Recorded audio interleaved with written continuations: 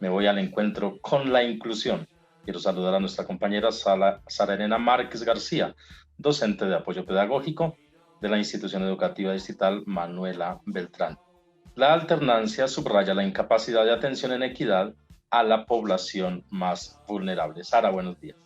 Buenos días, hoy en un encuentro más con la inclusión y en consonancia con los temas que se han estado tratando durante todo el programa, vamos a hacer referencia al tema que tú mencionaste. Para eso se contó con los aportes de docentes como Claudia Borda, docente de apoyo pedagógico de atención a la población con discapacidad física y discapacidad múltiple, también algunas docentes de Manos en Red, de la red distrital de referentes y del Colegio Manuela Beltrán de la población joven y adulta sorda. Este análisis se basó en la directiva 011 de mayo del 2020, que en su página 3 señala requerimientos generales para la atención, por ejemplo, la población con discapacidad física. Dice que se requiere de la asistencia en el desarrollo de los hábitos de higiene, hábitos alimenticios, y para esto prácticamente que se requeriría de un apoyo uno a uno, ya que muchos de ellos, de estos estudiantes, no tienen independencia ni siquiera para lavarse las manos o para ponerse, quitarse tapabocas o taparse de manera independiente si estornudan, alimentarse, ir al baño. Entonces sería como saber si realmente están el presupuesto adjudicado para contratar este tipo de personal de apoyo que se requiere para la atención uno a uno, pero además también para la limpieza en el sentido de que se deben tener las sillas de ruedas, los caminadores, las muletas. Para esto se requeriría de otros auxiliares de servicios generales. Esto sería, por ejemplo, con relación a la población con discapacidad física. Y otro tema muy importante con esta población es tener también el tema del transporte. Este año se hizo incidencia para que en el pliego de peticiones de la ADE con Secretaría de Educación se hiciera nuevamente incidencia en la adjudicación de rutas escolares, ya que hasta el momento no se ha logrado que esto ocurra, y pues ahorita en estos términos de pandemia se aumenta aún más el riesgo en el desplazamiento de esta población y de su cuidador o de su familiar, dado que deben hacerlo en transporte público. En ese sentido también es importante tener en cuenta que debe haber una constante limpieza de manos, ya que si algunos son independientes en el manejo de su silla de ruedas, pues al hacerlo constantemente, las ruedas y las manos pues tienen contacto con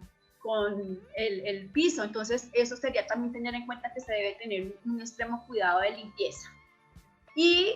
con relación a la discapacidad auditiva, hace referencia a que se deben tener caretas, porque la lengua de señas es una lengua visogestual y para esto se requiere de que no se haga el uso permanente del tapabocas. Y así en general para las otras poblaciones, para la población con discapacidad visual, pues se debe tener en cuenta todo el manejo del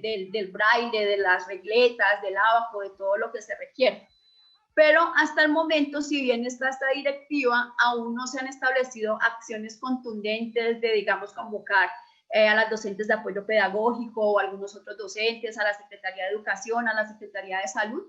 para hacer una caracterización real de la población y cuáles serían estos requerimientos específicos que se requiere para este tipo de atención.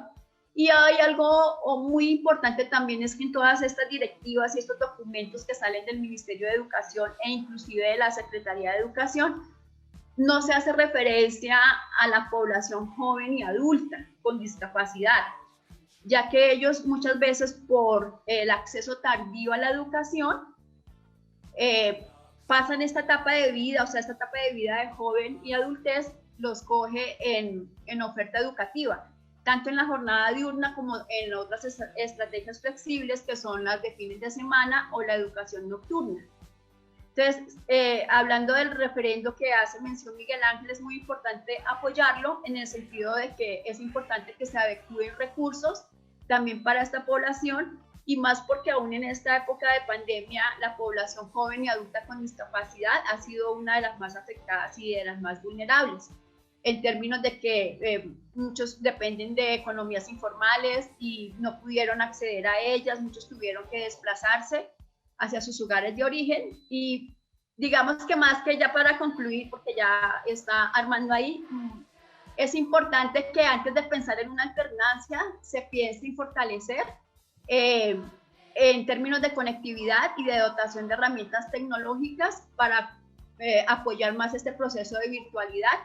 y sí después ir pensando paulatinamente en este proceso de alternancia. Entonces, pues, esas son como las acciones específicas que de repente